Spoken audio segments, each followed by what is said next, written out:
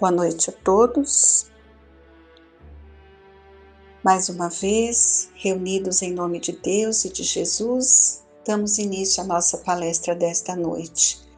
Com muita gratidão a Deus pela oportunidade, momento de estudo, de reflexão. Procuremos interiorizar esses ensinamentos, essa oportunidade desse momento de estarmos juntos, elevando o pensamento aos benfeitores amigos que estão a nos auxiliar em todos os momentos. Tenhamos fé, esperança, tudo está passando, nada acontece sem a permissão de Deus, nosso Pai, já sabemos disso. Então sigamos confiantes, em prece, por nós, pelos nossos familiares, pelo nosso querido país, pelo mundo. São tantos que se encontram perdidos em sofrimento. Então a prece é muito importante, sim. Chegará ao coração que sofre. Nenhuma prece deixa de ser ouvida. Fica aqui o nosso pedido, Senhor, nesse instante, principalmente por aqueles que sofrem. Pai nosso que estais no céu, santificado seja o teu nome, venha a nós o teu reino, seja feita a tua vontade e não a nossa, assim na terra como no céu.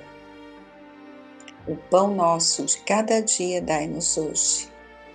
Perdoa, Senhor, as nossas dívidas, assim como perdoamos aos nossos devedores. Não nos deixeis cair em tentação e livra-nos de todo o mal. Que assim seja. E nessa noite vamos mais uma vez, iniciando sempre com o Evangelho segundo o Espiritismo, por Allan Kardec.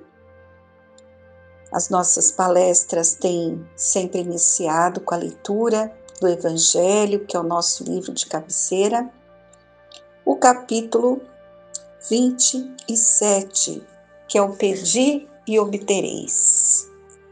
Nós temos o item 22, que é o modo de orar.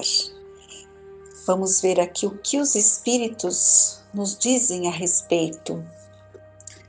O primeiro dever de toda criatura humana, o primeiro ato que deve assinalar o seu retorno à atividade diária é a prece. Vós orais, quase todos, mas quão poucos sabem realmente orar? Que importam ao Senhor as frases que ligais maquinalmente umas às outras, porque já vos habituastes a repeti-las, porque é um dever que tendes de cumprir e que vos pesa como todo o dever? A prece do cristão, do espírita, principalmente, de qualquer culto que seja, deve ser feita no momento em que o espírito retoma o jugo da carne e deve elevar-se com humildade aos pés da majestade divina e de agradecimento pela noite transcorrida, durante a qual lhe foi permitido, embora não guarde a lembrança, retornar junto aos amigos e aos guias, para nesse contato aurir novas forças e mais esperança. Então aqui a espiritualidade está deixando bem clara, que é primeiro dever, o primeiro ato que todos nós deveríamos ter ao acordar, seria elevar a prece a Deus em gratidão por mais uma noite. Sabemos que à noite nossa alma se liberta, ela se emancipa, o corpo que descansa. Então nossa alma, ela tem e está em atividade. Acontecem muitos encontros, muitas situações, somos amparados, Por isso da importância de nós fazermos a prece também antes de dormir e pedir a Deus a proteção, a oportunidade de receber ajuda nos momentos em que a nossa alma se libertará.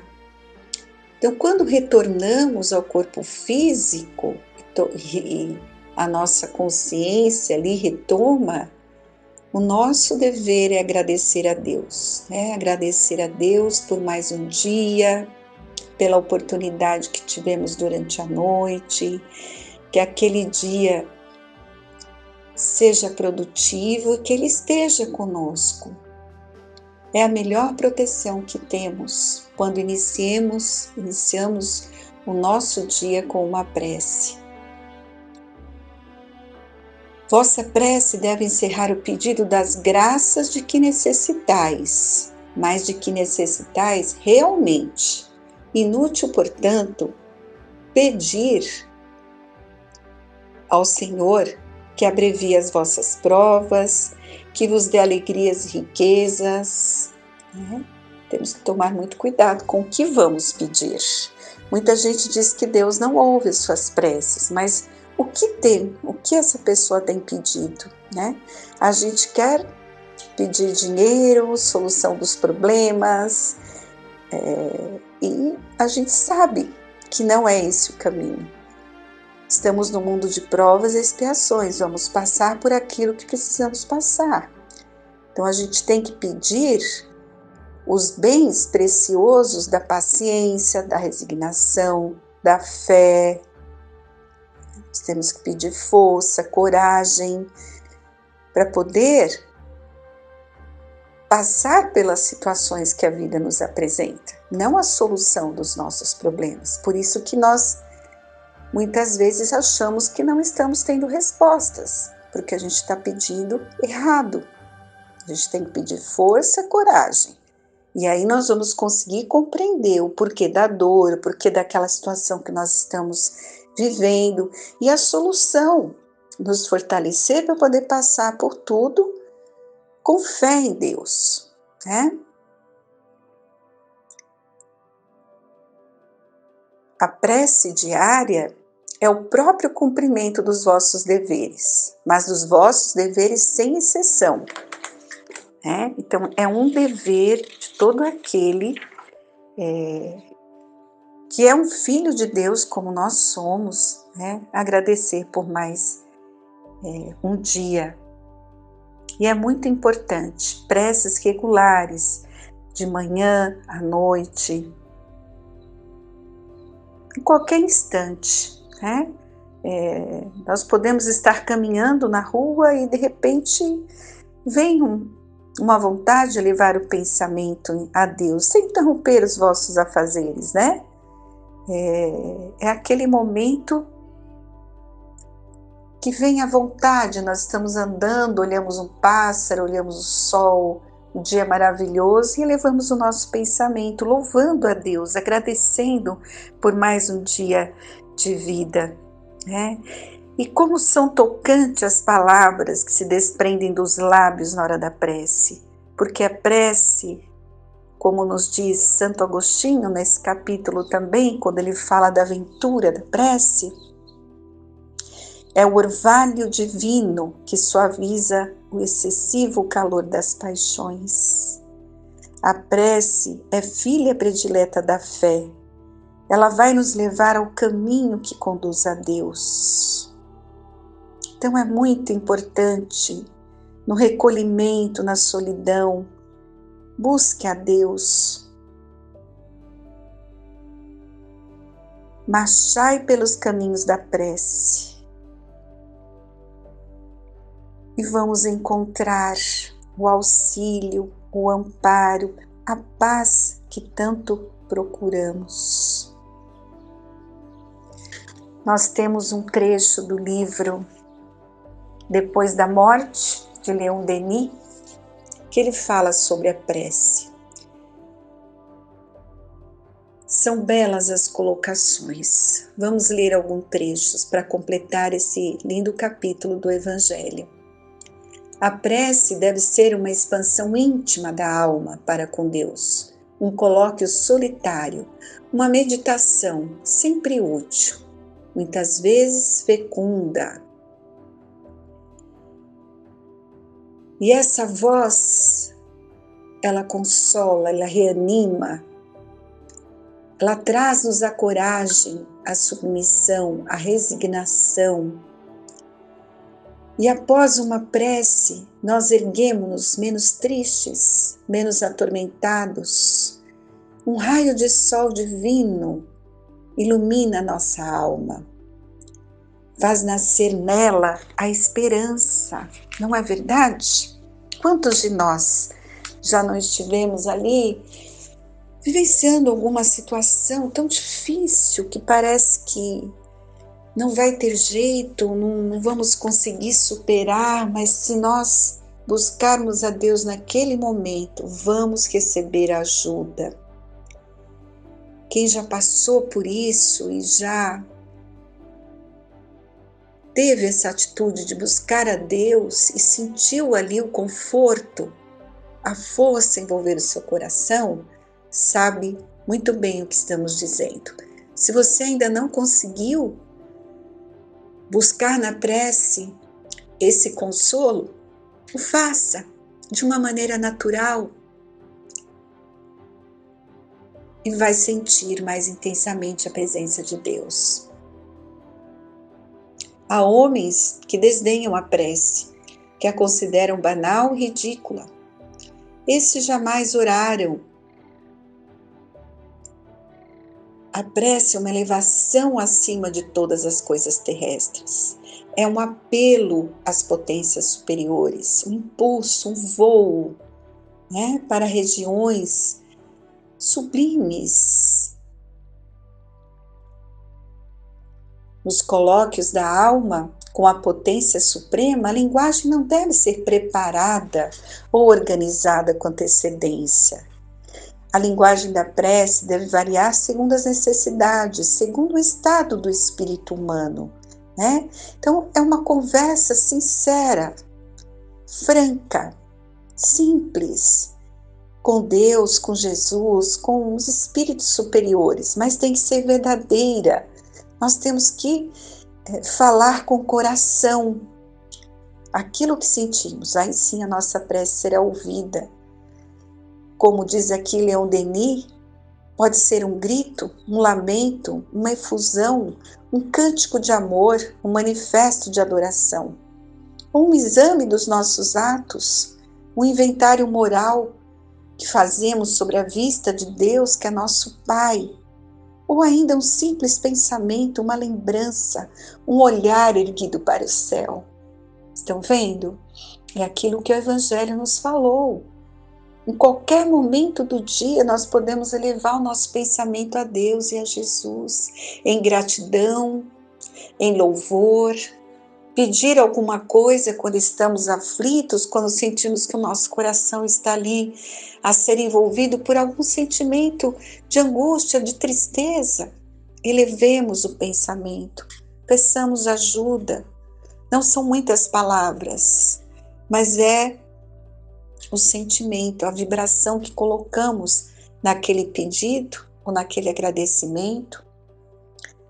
Não há horas para prece. Claro que é muito conveniente, como nos falou aí o Evangelho, que façamos a prece a Deus logo no começo do dia e também quando nós vamos dormir.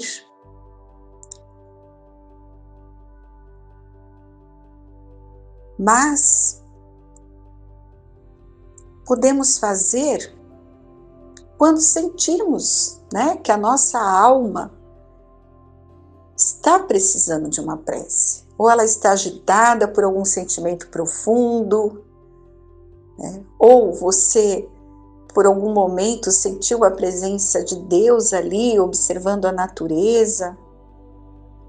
Podeis fazer na claridade do dia, ou à noite, no meio dos campos, dos bosques, como diz aqui o nosso poeta Leon Denis, no silêncio das florestas, pouco importa, Importa é que no momento da prece, ela nos emocione, que produza lágrimas em nossos olhos, ou que nós dobremos os nossos joelhos, né? Sentindo a presença de Deus a nos guiar em nossos passos aqui por entre os abismos que surgem muitas vezes em nossas vidas. E lembrar que seria um erro, como também nos falou o Evangelho, julgar que tudo podemos obter pela prece, né? Que a sua eficácia implica em desviar as provações inerentes à vida. Muitas vezes os males que desejaríamos afastar de nós são muitas vezes a condição necessária do nosso progresso. Se fossem suprimidos, o efeito disso seria tornar estéril a nossa vida. Como poderia Deus atender a todos os desejos que os homens exprimem nas suas preces, né? A maior parte dos homens não sabe discernir o que convém, o que é proveitoso. Alguns pedem a fortuna, ignorando que ela dá um vasto campo às suas paixões e seria uma desgraça para eles a terem, a possuírem.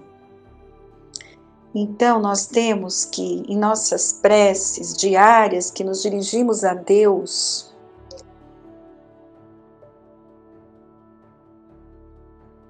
o sábio mesmo, ele não pede que o seu destino seja feliz. Ele não deseja que a dor, as decepções, os reveses lhe sejam afastados. Não. O que o sábio, né, e o que nós devemos pedir a Deus? O conhecimento da lei para melhor cumpri-la. O que devemos pedir é o auxílio do Altíssimo, o socorro dos espíritos benévolos, a fim de suportarmos dignamente os maus dias. E tenham a certeza que os bons espíritos responderão ao nosso apelo. Todos eles conhecem as dificuldades humanas, são sensíveis aos sofrimentos de todos os seres humanos. E eles trazem a todos nós, que somos seus irmãos aqui na Terra, a inspiração. Nos favorecem nobres e salutares pensamentos. Então confiemos na prece. Feita com recolhimento profundo, ela desperta a nossa intuição do caminho que devemos seguir. Confiemos e desenvolvamos esse hábito tão salutar. O auxílio não nos falta em nenhum momento.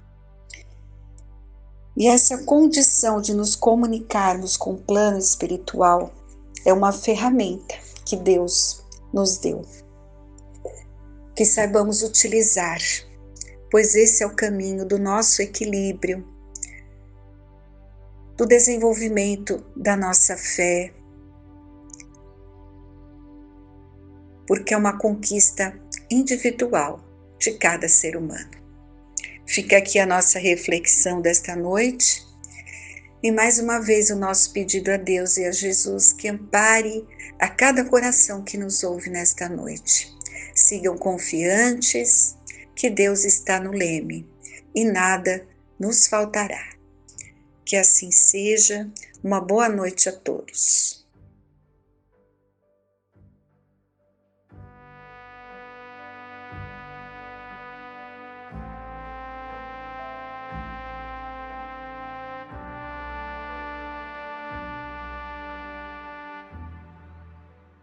Muitas das reuniões do Chico, né, das atividades mediúnicas, antes das manifestações, os participantes discutiam sobre um determinado tema. Após a discussão, Chico abria o Evangelho e, via de regra, o que caía era uma resposta, uma complementação ao que estava sendo discutido preambularmente. Em seguida, um ou dois espíritos se manifestavam também por meio da psicografia sobre o tema. E esse conjunto, esse trabalho sistemático se converteu em alguns livros, né? Entre eles, o que nós leremos hoje, que é Astronautas do Além, né?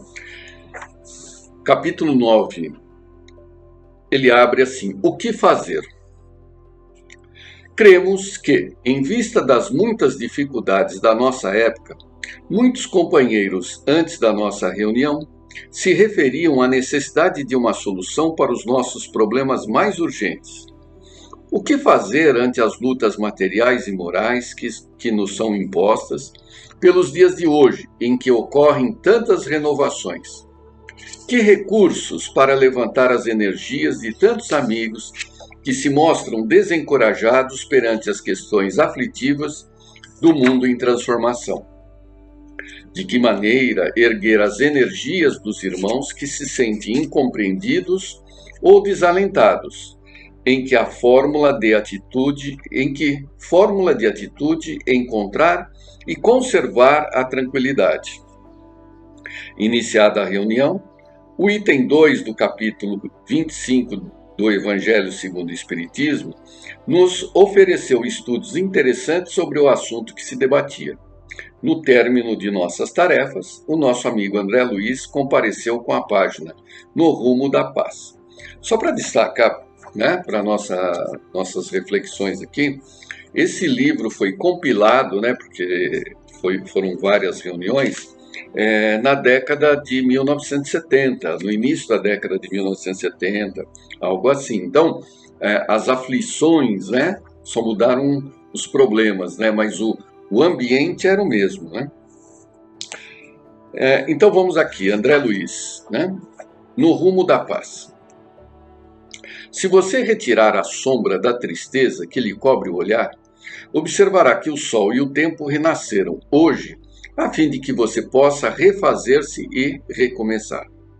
Não se sabe de ninguém que houvesse conseguido a restauração ou o êxito em clima de desabafo. Sorrir atraindo dedicações e possibilidades, ou mostrar a face agoniada da irritação, suscitando adversários ou problemas, dependerá sempre de você. Ódio e medo, inveja ou ciúme, desespero ou ressentimento, desajustam a mente, e a mente desequilibrada envenena o corpo. Procure ver o melhor dos outros e dê aos outros o melhor de você, porque o pessimismo jamais edifica. Você receberá auxílio e assistência na medida exata das suas prestações de serviço ao próximo, recebendo ainda, por acréscimo, valiosas bonificações da providência divina. Recordemos que situar-nos nas dificuldades dos outros, de modo a senti-las como se fossem nossas, para auxiliar aos outros sem exigência ou compensação, é a maneira mais justa de garantir a paz. Eu vou repetir esse parágrafo, né? Para que a gente apreenda-o, né? Recordemos que situar-nos nas dificuldades dos outros, de modo a senti-las como se fossem nossas, para auxiliar aos outros sem exigência ou compensação, é a maneira mais justa de garantir a paz. Ou seja, nós temos que trocar de lugar, né? Para fazer para o outro o que a gente gostaria que fosse feito para nós, a gente tem que se colocar no lugar dele. E ao se colocar no lugar dele, do próximo, nós vamos descobrir um razoável sucesso o que ele está sentindo. E vamos identificar isso dentro de nós também. E assim nós achamos a solução para ele, que acaba também servindo para nós numa modificação mental de reações sobre situações. Lembremos-nos sempre de que a criatura humana, seja qual for a condição em que se encontre, conquanto as imperfeições ou fraquezas que ainda carregue, é um anjo em formação, caindo às vezes para levantar-se e aprender as lições do bem com mais segurança. E segundo as leis da evolução, toda a criatura, a fim de burilar-se, é chamada a esforço máximo, no qual a dificuldade e o sofrimento estão incluídos por ingredientes de progresso e sublimação. Por isso mesmo, em quaisquer ocasiões, seja de alegria ou inquietação, fracasso ou refazimento, se aspiramos a seguir para as vanguardas de elevação e felicidade, amor e luz, só nos resta uma solução: trabalhar. É interessante desse texto que ele tira dois conceitos, dois valores, né, muito interessantes. Primeiro, que é o otimismo, quando ele fala do pessimismo, né? O oposto do pessimismo é o otimismo. E o segundo é o trabalho, né? O otimismo é mais ou menos assim. Nós podemos, não é aquela pessoa que fica sempre animada, não é isso. É só a gente perceber que em tudo que nós fazemos, pensamos, sempre estamos colocando ali o que é melhor de nós, né? É o que é melhor. Eu vou virar uma página do livro, eu vou virar essa página de uma forma que é a melhor forma possível. Eu não vou simplesmente assoprar, eu vou, em princípio, caprichar na hora que eu vou virar a página, porque eu tenho que cuidar do livro. Então, a hora que nós estamos conversando aqui, eu vou tentar expor o que eu entendo de melhor. O que para mim está esclarecido, o que é de melhor para dividir com os demais do grupo. Ora, essa busca íntima o tempo todo do que é melhor dentro de nós, né, é buscar o ótimo. Então, o mundo, a criação toda, é sempre apresentando de cada um o que ele tem de melhor, o que ele tem de ótimo. Portanto, o universo, extraindo as coisas de tudo, ele é otimista, né?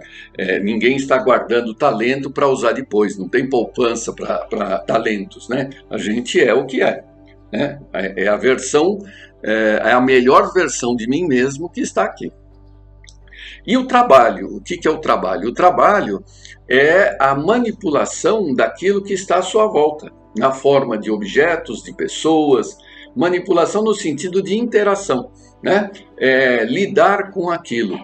E numa postura otimista e não recusando a interação entre o que nos rodeia, né, nós estamos acompanhando aquilo que Deus espera de nós. Interessante que nesse texto ele coloca uma definição que usamos muito e que em seguida o irmão Saulo, né, Herculano Pires, ele também expõe um texto, né? Chama-se justamente Anjo em Formação. Nossa mente fragmentária dificilmente compreende o ensino espírita segundo o qual tudo se encadeia no universo. O eu nos separa dos outros, das coisas e dos seres. Sentimos-nos, apesar de todas as raízes que nos prendem à terra e de todos os liames que nos amarram aos outros, como seres independentes. Isolamo-nos na trincheira ilusória do nosso eu, para enfrentar o mundo e os homens. Não raro, nos dispomos a enfrentar a Deus e aos anjos, duvidando de tudo, como se a medida precária, a fita métrica da nossa razão, constituísse o fio de prumo da realidade universal. Perfeito, né? A colocação dele, quem é que existe primeiro? Eu existo, né? Os outros são aqueles que não sou eu, né? Então eu vou primeiro confiar, crer em mim. Inclusive esse outro passa a ser até Deus, né? Eu trato Deus como um outro. Por quê? Porque eu me entendo como centro do universo. É mais ou menos isso que ele colocou, né? Só que nós esquecemos, né, que nós pertencemos ao universo juntamente com os outros, né? esses outros, e em relação às coisas, existe a grande lei de causa e efeito, ação e reação, que significa que não existe acaso, nenhum acaso no universo. Não existe. Tudo tem um porquê. E então, se eu faço uma coisa, uma ação tem uma reação, essa reação passa a ser ação de uma outra coisa que tem outra reação, e assim sucessivamente, tudo absolutamente encadeado. Volta Saulo. Preferimos a afirmação de Protágoras de que o homem é a medida de todas as coisas, e o homem, nesse caso, somos nós e não os outros. Há a lição platônica de que é Deus a medida única do todo. Né? Então são dois pensamentos distintos. Um coloca que na antiga Grécia, lá Protágoras colocava como o homem é a medida das coisas, enquanto que nós estamos aprendendo que Deus é a medida de todas as coisas. Essa atitude de isolamento arrogante, que gera o orgulho e a vaidade, fecha-nos no pequeno universo do nosso eu particular. Daí a conhecida afirmação de Sartre, característica do nosso tempo: os outros são o inferno. E como vivemos com os outros, deles dependendo, a eles amarrado para a estrutura social e pela dinâmica espiritual, sentimos-nos no inferno. É exatamente isso. O problema do mundo são os outros, não sou eu. Né? Porque os outros me incomodam e eu tenho que existir. É interessante que ele coloca que isso é a base da vaidade e do orgulho. A vaidade e o orgulho, você pode imaginar como uma régua, né? Em que numa ponta, quando o indivíduo só é voltado exclusivamente para ele, em que ele não enxerga absolutamente os outros e ele se admira, isso é a vaidade, ele se basta. Né? Eu me amo, eu me adoro, não posso viver sem mim. Já o outro extremo da régua é quando ele excessivamente se compara com os outros e se acha melhor que os outros. Aí é o orgulho. Então, um isolamento leva à vaidade, que é ele se bastando, e o outro extremo é o orgulho, em que ele se entende melhor que os demais. A mensagem de André Luiz, renovando a lição essencial do Cristo, vem lembrar-nos que não somos apenas homens, mas anjos em formação. Como homens, sofremos porque nos situamos na zona intermediária da evolução, entre os animais e os anjos. Nossas angústias, nosso tédio, nosso desespero decorrem do conflito corpo e espírito. Mas nossas esperanças se alimentam das claridades celestes que se acendem progressivamente em nossa alma. Nosso corpo nos isola no mundo, mas nosso espírito nos liga a todas as coisas e a todos os seres. Esse corpo se fecha nas sensações materiais, reduzidas à percepção sensorial, mas nosso espírito se abre nas emoções espirituais que nos dão a percepção extrasensorial. Então, como ele coloca, estamos no meio do caminho. Existem os desejos de natureza material, corpórea, né, animal, e existe o espírito, né, que pensa, raciocina, tem a razão e desenvolve a vontade. Então, é essa luta da vontade sobre os desejos que estabelece qual é o estágio em que estamos nessa jornada. Né? A matéria nos puxando para os desejos e o corpo, e a evolução nos puxando para as habilidades do espírito, da vontade, da razão. Né? E ele termina: a solução dos nossos problemas está assim em nós mesmos. A fase de transição que hoje vivemos na Terra exige de nós a compreensão global da vida. E o caminho para essa compreensão é o serviço ao próximo, que nos liga aos outros. O desenvolvimento das nossas experiências através do trabalho, a busca de uma visão nova da vida como processo evolutivo, em que os fins imediatos são apenas meios para atingirmos a finalidade real da existência.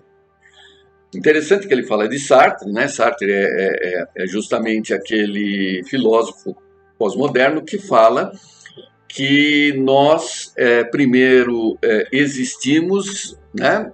E depois manifestamos a própria essência, dizemos quem nós somos. Já nós, como espíritas, nós sabemos que a nossa essência é anterior à nossa existência. Já encarnamos com uma essência, né? São dois polos também opostos. Pouco importa aí a visão, né, essencial, existencial. É claro que para nós é reconfortante saber da existência, da essência anterior, né? O que importa aqui é, como ele fechou o assunto, que nós tenhamos uma visão de futuro, de amanhã, né? É uma visão romântica, né? Não nos perdermos às coisas do dia a dia. Né? As coisas do dia a dia, elas não são para nos perder, desanimar, trazer o pessimismo, é ao contrário, são oportunidades de ação, de trabalho, para que a gente converta esse pessimismo, esse realismo presente, num otimismo futuro, né? Todo otimismo é futuro, né? Apesar de já manifestarmos essa otimização no presente, nós não reconhecemos isso. Eu sou a melhor versão de mim agora. Né? Posso melhorar? Posso, claro que posso, mas é uma proposta para o segundo seguinte. E assim nós vamos deixando de sermos simples homens para nos tornarmos anjos. Né? Isso também é um reforço, né? A ideia de contraponto dos gregos e romanos, né, que naquela época eles davam características dos homens aos deuses. Né? Então o deus era ciumento, era invejoso, era isso e aquilo. Já Jesus trouxe o inverso. Né? Ele deusificou o homem, ele trouxe características de Deus para o homem, que é justamente essa posição angelical. Né? Somos filhos de Deus, podemos e chegaremos a ser espíritos puros, né? Não no sentido da criação, mas no sentido da formação, só que o veículo disso é a interação com os outros. Interação essa que nos quebra da vaidade e interação essa que nos alerta quanto ao orgulho. Por quê? Se por um momento inicial achamos que somos melhores que os outros, basta pegar qualquer livro, qualquer exemplo, e você vai achar bilhões de espíritos muito melhores do que nós, muito superiores a nós, demonstrando que não faz o menor sentido nós querermos nos comparar e, como resultado, nos acharmos melhores do que os outros. Uma boa semana a todos vocês. Até a próxima.